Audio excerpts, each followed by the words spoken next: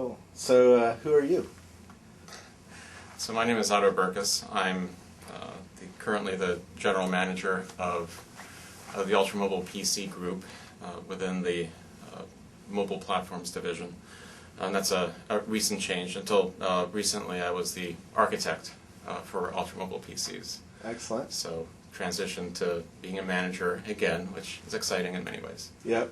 And your team is responsible for Origami, or the thing that's codenamed Origami that got a lot of hype last week? That's correct. So what I have in my hand is a prototype, or a pre-production unit, more accurately. So this is an example of one of the products in this class of Ultramobile PC that will be going to market in the next few months. That's very exciting to finally see the fruition of all the concept work and prototyping work that we've done over the past couple of years. Right. Now, you showed me, I think, one of the wood prototypes back there on your desk. Yeah, so this is about a year ago. And I remember coming over here and you had a whole bunch of little mobile devices that you were all researching and stuff like that. Yeah, and the stuff on my desk has changed, but the mess hasn't. But yeah, there's been a lot going on. So, this was a kind of a form factor concept that we did to kind of prove out the notion of having handheld usage in this kind of PC. Right. So why do one of these? Why isn't a regular big tablet good enough? What was the vision? What was your vision? Because you were the guy who pushed this, right? Yeah. What was your vision? How did you go into Bill Gates and say, we need to do one of these things? Well, and it's not just us, right? We have a lot of partners that you've been working with. That's correct, and kind of getting everybody excited to be on the same page. So, just thinking about where current devices, and by that I mean things like mobile phones and PDAs stop, and where PCs pick up. There's a big gap in the middle where you could very much use the full power of the PC, but you really can't afford to have the larger size of PCs that currently exist. Right. So and I love my laptop and the tablets that I've used. They offer tons of functionality, but for being much more mobile and having something that's very easy to take everywhere, we think this kind of form factor is a very interesting and powerful direction. Right. Now, is this a full OS on this thing? So the vision can I run Photoshop on this? You could. Okay. Photoshop may not be the application that would make maybe the most sense. That right, said, but Photoshop is a metaphor. Can I run any Windows application? Yes, you can, and some applications make more sense for the kind of scenarios that we envision for these types of PCs being used. Right. That said, things like Photoshop, things like photo editing, we think there's a huge opportunity to take some of the applications that are currently targeting the traditional full-size PCs and larger laptops, and create specialized versions that really focus on the unique qualities and characteristics of these Ultramobile PCs. So, for example, all of these new kinds of PCs will have touchscreen interfaces. So, thinking about how to use the touchscreen to really be able to navigate very quickly and very easily using the original pointing device, which is the finger. Right. Now, Microsoft has tried small devices and low-cost devices before, right? I forget what they used to be called back 4 years ago. They didn't have a full Windows OS on right, the handheld PCs. Yeah. And it was that experience was very interesting because people really did like the form factor, but what they really wanted was the full functionality of the Windows PC. They wanted the compatibility. They wanted the same development environment. Well, that's what got me excited about the tablet PC in the first place, was that I could actually run full-blown Windows apps on it, not some watered-down or some lightweight app that was built for like the WinPad. If That's you remember right. the WinPad from the 1990s. Yes, yes, I do. Yes, I've been through all of those. So what's good about this? Who is going to love this device? Is this for students? Is this for... I mean, tell me about who you think will really love this device and who will hate it, because that'll tell us a little bit about where the edges are on this device. Well, I'm not sure anyone's going to hate it. There'll always be someone who hates it. It's a Microsoft product. Well, it's not a Microsoft product. We helped our partners bring this type of PC to market. Right. But ultimately, we're all in this together. Yeah. One thing to be clear about is that this is a first generation, and these products will not be the end of the vision. This is a starting point, really.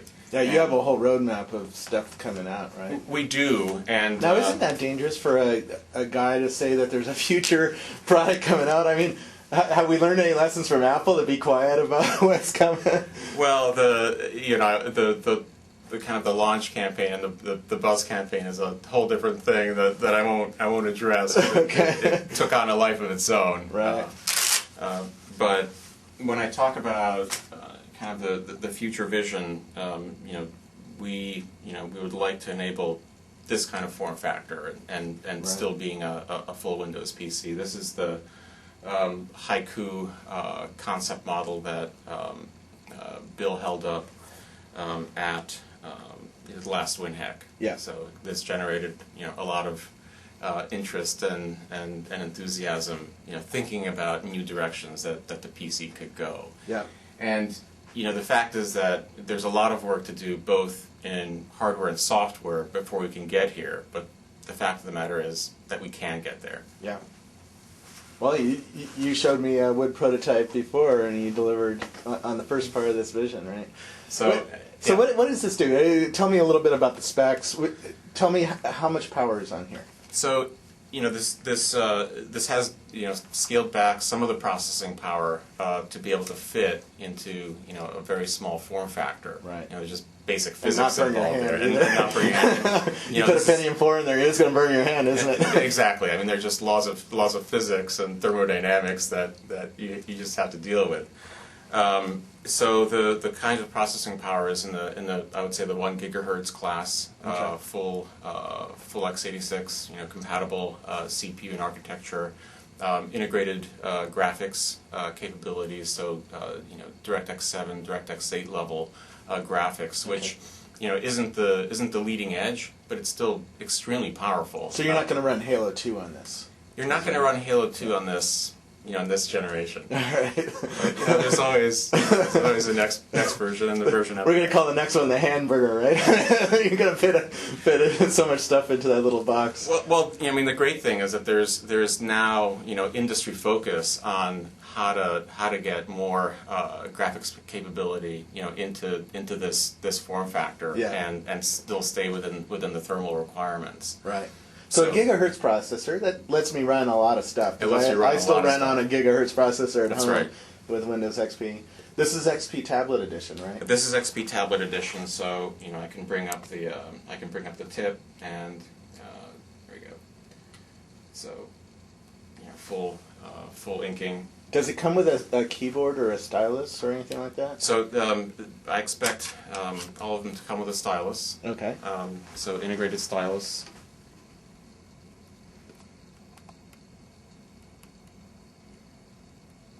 And we've seen how the handwriting recognition works. So it's good stuff. Yeah, good stuff. Now, can you put a USB keyboard on here? Absolutely. So, for example, there's a USB port on the left side and an additional USB port on the right side. Some models will also have integrated docking connectors, so you could put the unit in a dock, which would have connectors to full-size keyboard and potentially even a full-size monitor. Right. So there's is there a VGA output on here? There actually is. So there's a VGA output right on the side here. Okay. Oh, so you can hook up a full monitor. What resolution does the external monitor get driven at? So the same types of resolutions that you would expect. So I can go 1024 by 768 absolutely. on the external? Yes, you can. Excellent. Yeah. And can I go higher than that? You actually can. How high? It really depends on what driver, what the driver enables. And what's up to the manufacturer. How many manufacturers are there going to be of Origamis? Well, that's hard to give you an exact number because the number seems to be increasing on a regular basis. Okay. There's a ton of interest, and I'd expect that to continue as we go through the CPID announcements. Right. What's the price going to be? How much is one of these going to set me back? Again, that's we're going to wait until the products are announced, but okay. The price range that we expect to see is in the say $599 to $999 kind of price range. Okay, so fairly affordable. Fairly affordable, and one of the things I'm excited about is that as we move forward and volumes get ramped up, the costs can come down. Don't you love Gordon Moore? For the people who don't recognize that reference, there's a thing called Moore's Law, right, which says the price of a certain number of transistors is going to fall every 18 months. That's right. It's been pretty constant for. It's amazing what this industry does in terms of price and performance. It is amazing. This kind of device used to cost me. I couldn't buy this 5 years ago, could I? It didn't exist 5 years ago. Yeah, well, it didn't exist, but even something with this kind of power, a gigahertz processor cost me $3,000, and wasn't as cool as this, believe me. Far amazing. Noisier too. This thing's really quiet. It's absolutely silent, and it's very cool. It's very literally cool. Yeah. Very comfortable to hold. Very lightweight, and as you notice, there are controls built into the sides for handheld interaction. So, we think that the display is a great primary interface. And let me show you. What's the resolution, by the way, on that? So the native resolution is 800 by 480, and the one thing that, excuse me 1 second. The one thing.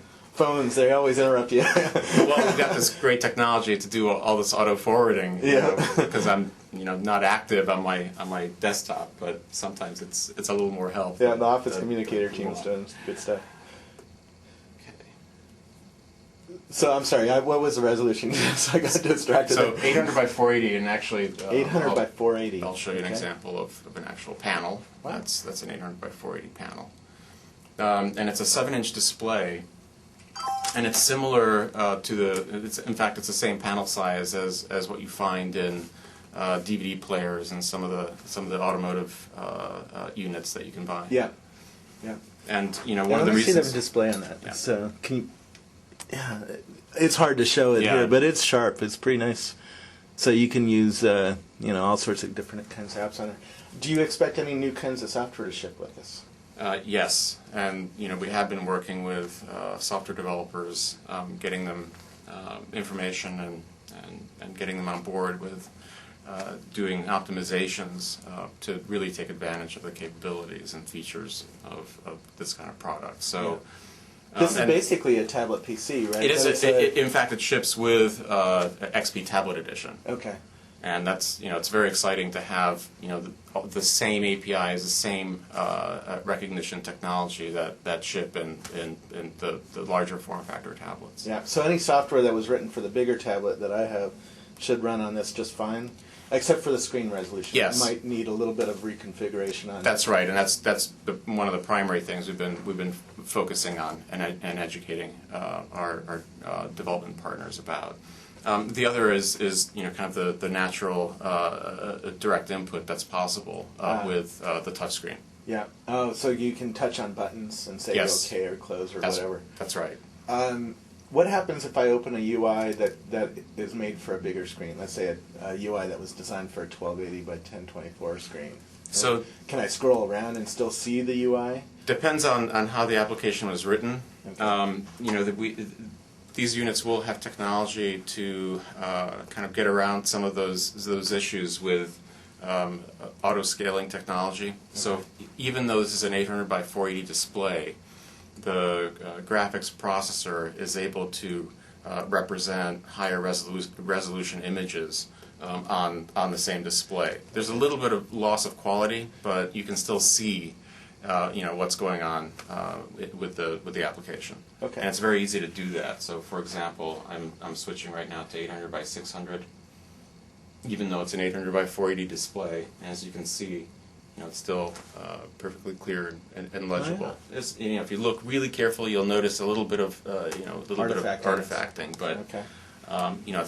it's a great way to kind of bridge the gap between applications that are optimized for the smaller display and ones that aren't. Right.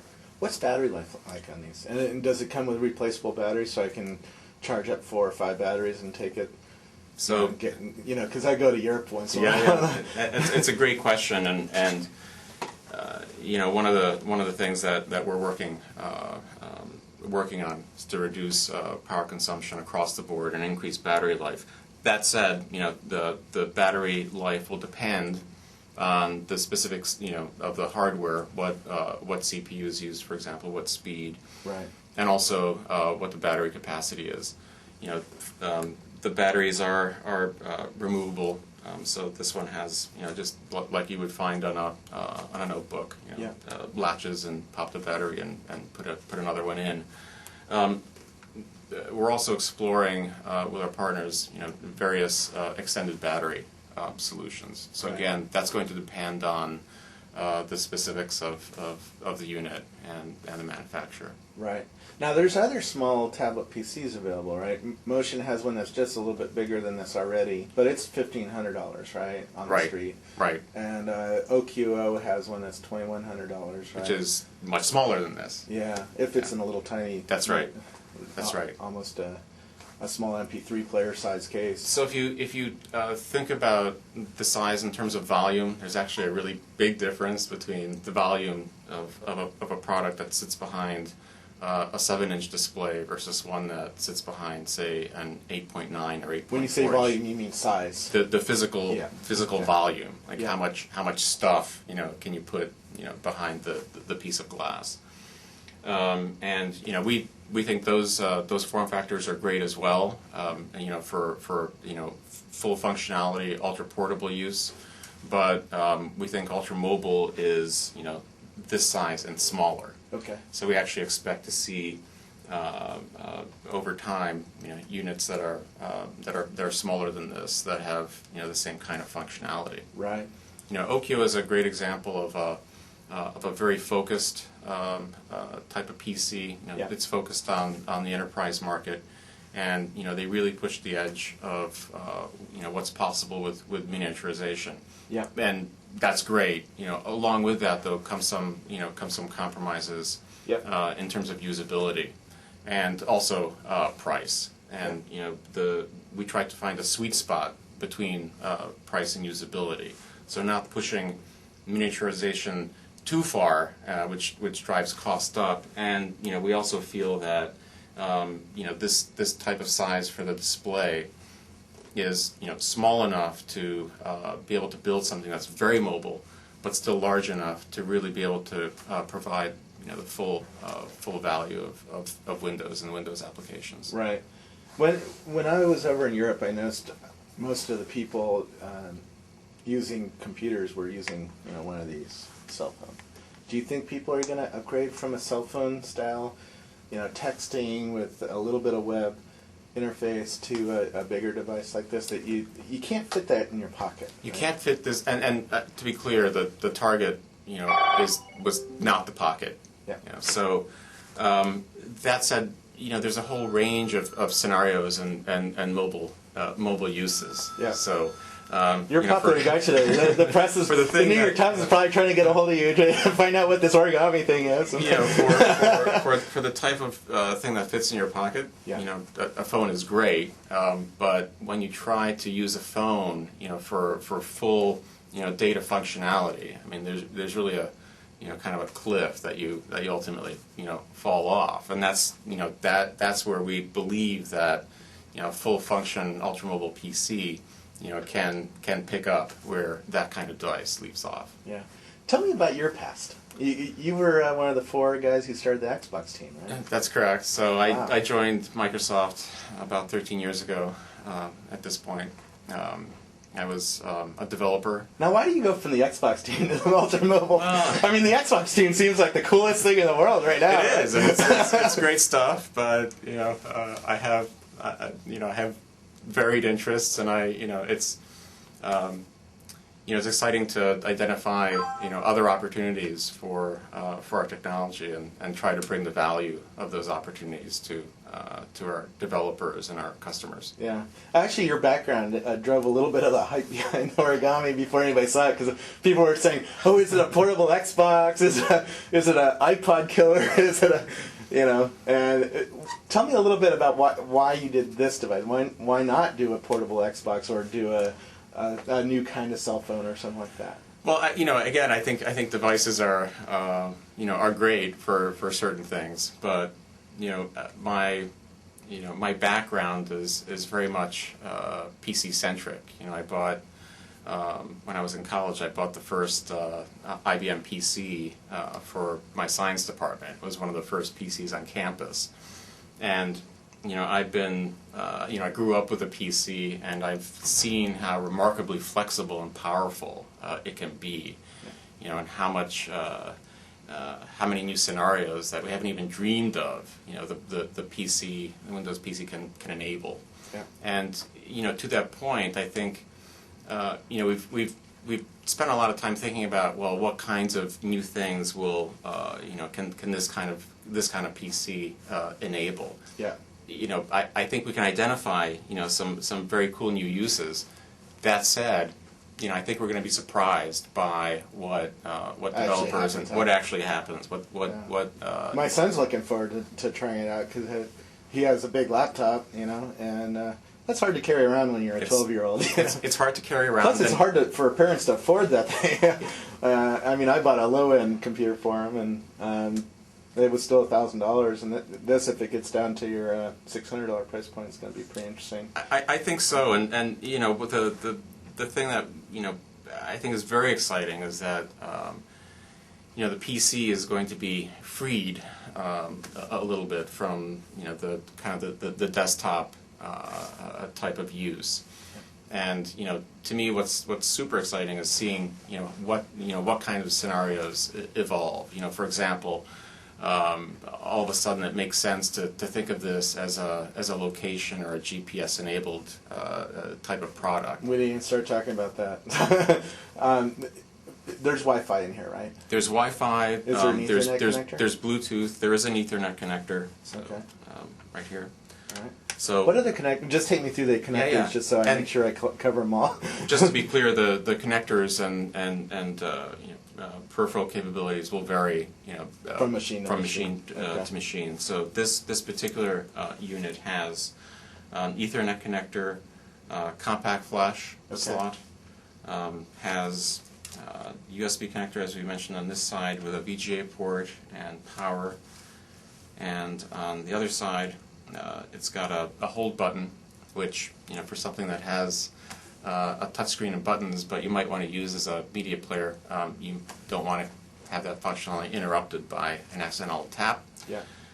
Dedicated volume buttons, headset jack, and another VGA port, and an auxiliary power. Is there a microphone in on these, or is there a microphone built in? Thank you for reminding me. This is actually very exciting. This has a mic array, so it has dual microphones. So it has two microphones to key in on where your voice is actually coming and also perform noise reduction. Yeah. So, for example, this would make a fantastic podcasting device. Well, podcasting and VoIP tool, voice over IP communications tool. Very cool. Is there GPS built into this? There's not GPS built into this, but one of the things, actually you can plug a GPS in. Perhaps even more appropriate for some of the scenarios is to use a Bluetooth-enabled GPS receiver. Okay. So then you have a cordless connection, and you can put the GPS receiver where you get the best line of sight with the satellites, and then you can just have this. So it has Bluetooth. It'll hook up to my phone then and use the internet through my phone. Yeah, and again, thanks for bringing that up, because talking about kind of where the phone leaves off and where this picks up, phones are very powerful in the sense that they're always connected to the network, and now that those networks are data enabled, you can actually take advantage of the data communications of capabilities of the phone with being able to actually access and view and interact with that data on the PC. Interesting.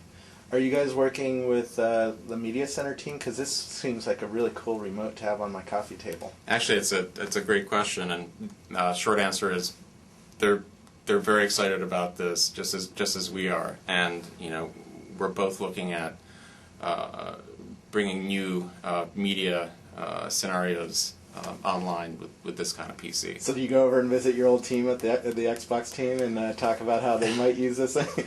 No, I'm trying to get you to leak something here.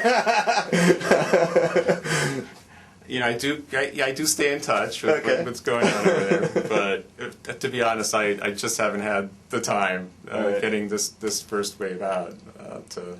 I'm asking you all the tough questions that a journalist would be asking. I don't mind. Okay. I don't mind at all. I do think that, again, just as there's a vibrant game ecosystem around the PC, while we have dedicated console effort. I think this will be on the PC side of the equation. So I think there's a lot of games that you can play on you said DirectX 7 or 8 generation. That's right. And certainly a lot of casual games. I mean, Absolutely. you go out to like Pogo.com and you can play chess all night long. Absolutely. And actually, this is really nice because it's really comfortable to play with on your couch and stuff. That's right. That's right. I mean, it's a much more kind of casual computing experience than kind of the more traditional, sitting at the keyboard and getting work done. This type of PC is much more about content consumption and really enjoying and interacting with the data. Casual web browsing. It's super fun actually to do those kinds of things with a type of PC that's really geared for being very mobile, very interactive, natural interaction with the display. Are there going to be any accessories for this thing? I can imagine I would want a hinge on my car. If I'm going to put GPS on this, I want a hinge on my car on my dashboard. Absolutely. So again, the accessories will depend on the OEMs, but we do expect to see solutions for the car, docking solutions for desktop and media type applications, extended battery solutions, keyboard solutions, various carrying case and portfolios. So I think it's very exciting because there's going to be a rich ecosystem and vibrant ecosystem around these base units. Right. In my mind, this concept isn't just about the base product and carrying around that product, but also all the additional software that you can add to it and all the additional peripherals that you can add to it to really customize for the scenarios and the usages that you as a user will want. Right. The tough question: can I run Windows Vista on that? So that's a great question. Short answer is that we expect Vista to be supported on these. But not the glass, right? Not the glass interface, because this probably doesn't have a 128 meg video card on it. Right. So again, that kind of leading edge, graphics feature that requires a fair amount of horsepower. Will not be supported. It's my expectation. Yeah. It looks just fine. And I'm using a non-glass computer too. and all the other benefits of Windows Vista, will be available on this hardware. So we have and are running early versions of the Vista build on some of these units and some of the prototypes that we have. So it will be upgradable to Windows Vista. It's not hard. There's actually a hard drive in here, right? There's actually a hard drive in here. This is not running off of flash memory or anything like that. Nope. Right? This is. How big is the hard drive in it? So it's going to depend on whether it's a 1.8-inch drive or a 2.5-inch drive, but anywhere from 30 gigs to 120 gigs. Ooh. And how updatable is the RAM on this? Is there upgrade for RAM? Can I put 2 gigs of RAM in here, or is it stuck with a limited amount of RAM? So just like with a with a PC that you buy today, notebook, let's say, or a tablet, you're going to specify the configuration that you want. Yeah. The degree of user upgradability is going to depend from the various manufacturers. Yes, that's right. So check into the devices and make sure you get what you want. But we do have a Vista Ready program, so people can pick the configuration that is going to allow them to upgrade easily to Vista. All right. I saw on the front of this one of these devices that it supports surround sound. Is there something special in the device that does something cool? Or? Yeah, so this unit, and actually I didn't point out the speakers, this actually has stereo speakers. Okay. So, that's cool. It does support, this particular unit does support SRS, enhanced sound technology. Okay. So. If you're using a voice over IP like Skype or like MSN Messenger, does it cancel out the noise from the speakers so that you don't get echo? Oh, we'll have to see what the input. I haven't tried that, so okay. I can't say. Because that would be cool, walking around the house Yeah. without a headset, and just talking to somebody on. I was just talking to people on Skype this weekend, so. Yeah, and actually, so Bluetooth again is a great for that kind of thing. Yeah, you can get a little headset and stuff like that. I'm personally much more comfortable, talking to a headset than to a physical object. Yeah. But, one other thing I should point out is the stand on the back. So again for enjoying media, just sitting back and watching a movie. Oh, that's good for a coffee tray on an airplane. That's right. Exactly. That's a good point. How do I get a DVD into this thing so that I can watch a movie on an airplane? So similarly to to hard drive enabled media players, we think things like MovieLink and Cinema Now, loading content through the internet is going to be the primary way to get movie content. Right. Obviously, you can transfer as well from. For example, the media center, so PVR can be easily transferred as well to these PCs. And the great thing is that since this is a PC, there's no transcoding. It's just identical files. Same playback technology. So you just have this one-to-one mapping that makes things super easy. Really cool. That's a lot better than a standard DVD player that I see people playing with on the airplanes. Well, DVD player is great if all you want to do is watch DVDs that you have. Yeah. But, if you want to load up, 3 new movies that you've never seen before, go to the web, load them up, and go. Yeah. Now I see on your board here a bunch of different, I guess, prototypes or designs. Can you tell me a little bit about the process of building this thing? I know you've been working on it for a year because I saw it a year ago almost. Yeah. Tell me a little bit about the work work it takes to get one of these out on the marketplace. That's a very long conversation, and we should probably dig into that deeper at some point. Yeah, I know you have to go in 5 minutes. So this is another prototype. It's we expect units based on this prototype to be on the market as well. So just to give you an idea that there are going to be multiple products on the market. Right. But the process, it's I would say that it's not necessarily a straight line path, but I think having a pretty solid starting point, really helped shorten the amount of time that it took to go from concept to product on the market. Yeah. So starting with some fairly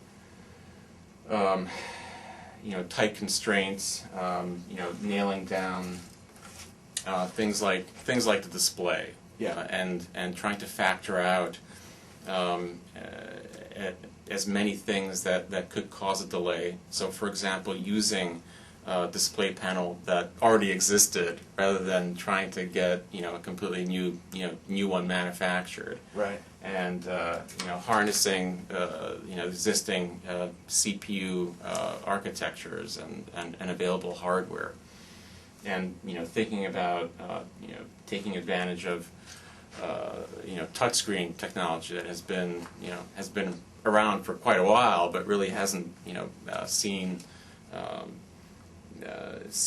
that much use in the PC space, and kind of synthesizing all these things that kind of exist in various bits and pieces. So a lot of your job was doing research work with the various electronics manufacturers. I bet you were over in Taiwan and Korea and Japan quite a bit. Right? A lot of traveling. Yes, yeah. A lot of traveling, and trying to line up all the different pieces that needed to come together to get these products built. What did you wish you could have done on this device that you weren't able to? I'm quite pleased. Quite pleased. There's not one thing that comes to mind that I think if only we could have. I mean, I think given the amount of time and some of the limitations that exist with hardware technology today, I'm super happy with how this first generation turned out. Oh, that sounds like a good place to end. And thanks for giving us a tour of Origami. Oh, my pleasure. And looking forward to seeing what else you got cooked up in this. Is there anything around here? Last time I was here, there was a lot of hints at what was coming. I noticed you hit all the good stuff. Well, I did clean up my office at one point. It's kind of filling back up again.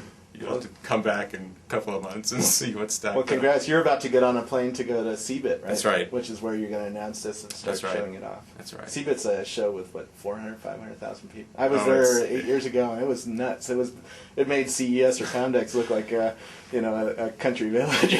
So. Which is interesting, because there isn't a whole lot of we don't think of CeBIT as a big show, and it's a much bigger show than CES. So. Yeah, it's dauntingly big. I mean, one booth, I think the German telecom booth was bigger than the convention center in San Jose in the middle of Silicon Valley. Which gives you a sense of the scale of this thing. It's just, we can't even get where are you staying? Are you staying like an hour and a half?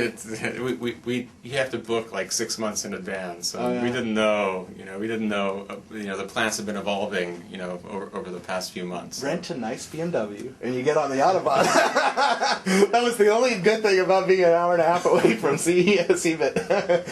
Well, thanks a lot, man, and congrats on that. Thank you. Really, I want one of these things, so this is really exciting. We'll work on getting you one. So. Well, Thank you very much. Thank you.